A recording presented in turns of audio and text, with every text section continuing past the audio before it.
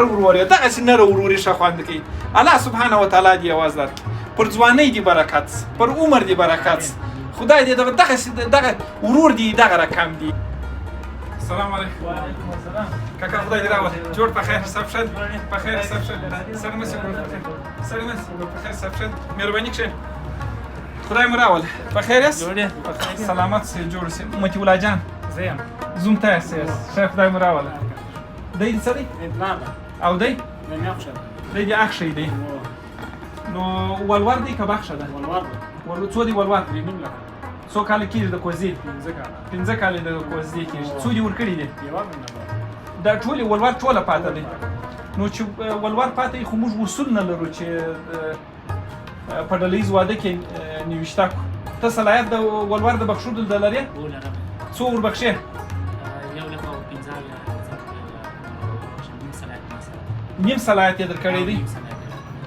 نو په نیم صلاحیت باندې خو دا مشکل نه حلیږي. نو هغه نیمې پیسې بیا نورې څه څنګه کوې؟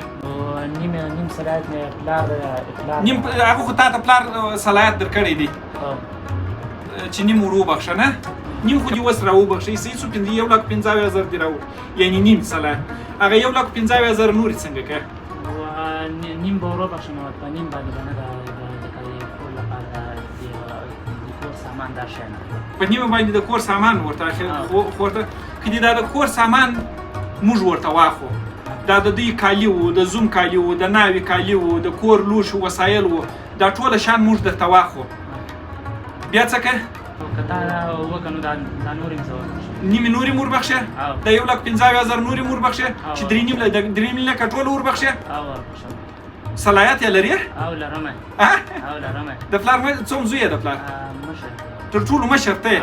که دې پلار مور دا ستا خبره در سره ونه منله نو بیا؟ منیره. که نه ومنل پرځه که نه ومنله بیا کور ورته پرېږدم. کور ورته پرېږدې؟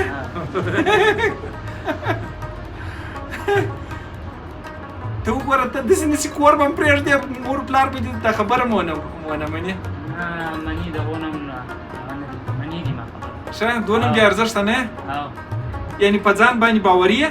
او سبحان الله سبحان الله سبحان الله. خدای دې یو زونه درکړي، خدای دې یو زونه درکړي. نر ورور یې دغسې نر وروري ښه خوند کوي. الله سبحانه وتعالی دې یوازې درکړي، پر ځوانۍ دې برکت، پر عمر دې برکت، خدای دې دغه ورور دې دغه رقم دي، دغه رقم نر ورور ښه خوند کوي. څونه دې په نر ووایي ما ته دې دغه خبرې ښه خوند راکړي چې تا ویله کې را سره ونه منله کور ورته پرېږدم. خدای دې نه کړي چې ته کور ورته پرېږدې. دا تصدیق دې موږ منو در سره. دلته دې پلار دا د وکیل ګزار ټولو نوشته کړي دي، دا د وزارت هم دغه کړي دي چاپه کړي دي چې دی صلاحیت لري، هره پرېکړې صلاحیت لري. نو ته به موږ ته دلته ګوته ولګوې، مشکل خو به نه وي نه؟ مشکل نشته، دلته ګوته راته ولګوه را ټاپه کړمه ژر یې راوړه دلته ګوته ولګوه. سبحان الله بس نو وروري دي خلک ستا څخه زده کړي. الله سبحانه وتعالی دې یو ځان درکړي، پر ځوانۍ دې برکت، پر ځوانۍ دې برکت، پر ځوانۍ دې برکت. پر عجبه خوند دې په والله ما دې ډېر خوند راکړي. دا دغه ثبت نام مې کړی دی، دا ستا د اخري ثبت نام بیا جلا خوند راکړي. راوله یو رخچین و یو لنګوټه راته ودرېږه چې ستا د پلار پر ځای باندې تا ته لنګوټه در وتړم چې ته دونه نامي یې. پلار دې چېرې و؟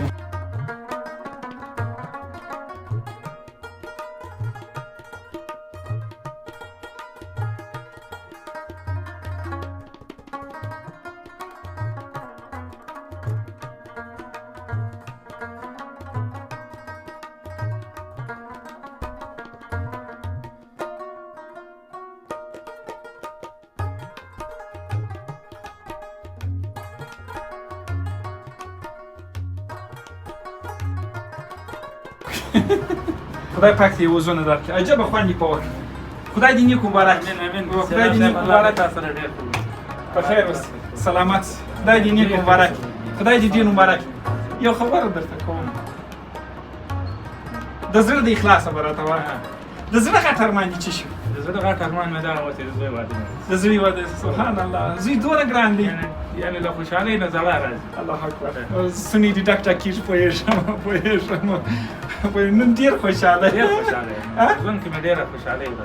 یو ناز در باندې وکم منې چې دا ماشي د دفتر څخه ووتلې اول خو یو خوشخبري کور ته ورکړې انشاءالله تر هغه ځایه پورې بیا نه پرېږدي انسان د دا اوس څخه بیا دغه دفتر نه چې ووتم انشاءالله ته څونه خوشحاله څونه خوشحاله چې دا ټول ورور دي خو سر در وبخښئ زه نه مننه کوم پلار نه مننه کوم ډېر زیات آفرین دا دې ډېر ښه کار د انسانیت کار دی وکړي چې مننه دې ځینې وکړل ته څونه خوشحاله یې چې نن دې داسې د غیرت کار وکړي چې ډېر خلک به درته اریان پاتې ډېر زیات خوشحاله ډېر خوشحاله سبا په لوړ سر د خور و کور ته ورځې سبا به اکشې ته په لوړ سر باندې ورسره ناست یې په غم و شادۍ کې به دې خور راوستلی سې په هر مناسبت کې به دې خور وڅنګ ته ولاړې در سره ډېر خوشحاله الله سبحانه وتعالی دې پر ځوانۍ باندې برکت خدای پاک دې ستا زما سلامونه چې د پلار سره دې تماس ونیوي زما به ډېر ډېر سلامونه زما د خوا څخه به مننه ځینې وکړې